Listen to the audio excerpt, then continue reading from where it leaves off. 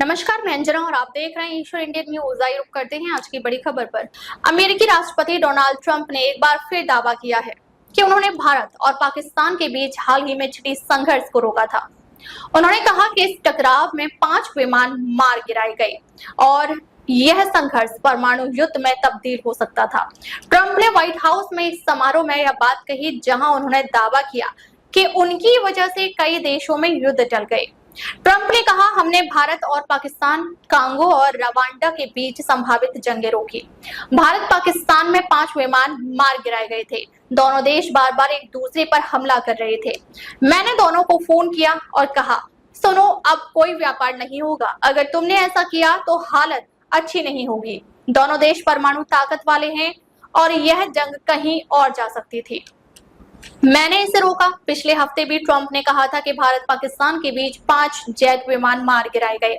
उन्होंने रिपब्लिकन सीनेटरों के लिए आयोजित एक डिनर में कहा, यह टकराव और बिगड़ रहा था। ये दोनों गंभीर परमाणु देश हैं और एक दूसरे पर हमले कर रहे थे। ट्रंप ने यह भी दावा किया कि उन्होंने ईरान की परमाणु क्षमता को खत्म किया और कोसोवो सर्बिया के बीच भी टकराव को रोका। उन्होंने तंज कसते हुए कहा, क्या यानी पूर्व राष्ट्रपति जो बाइडेन ऐसा कर सकते थे? मुझे नहीं लगता। क्या उन्हें इन देशों के नाम भी पता है? मुझे नहीं लगता।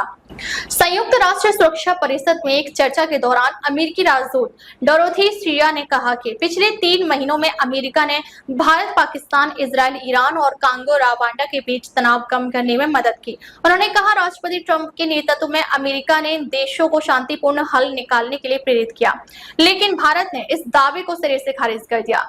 भारत के स्थायी प्रतिनिधि पार्वत नैनी हरीश ने उसी बैठक में पहलगाम आतंकी हमले का जिक्र किया, जिसकी जिम्मेदारी पाकिस्तान की आतंकी संगठन लश्कर-ए-तैयबा के मोर्चे द रेजिस्टेंट फ्रंट ने ली थी।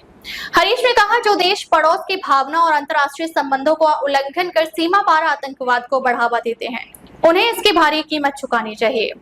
अब तक के लिए बस इतना ही। फिर मिलते हैं एक ऐसी ही खास खबर के साथ। अब तक के लिए नमस्कार और देखते रहिए ईश्वर इंडिया न्यूज।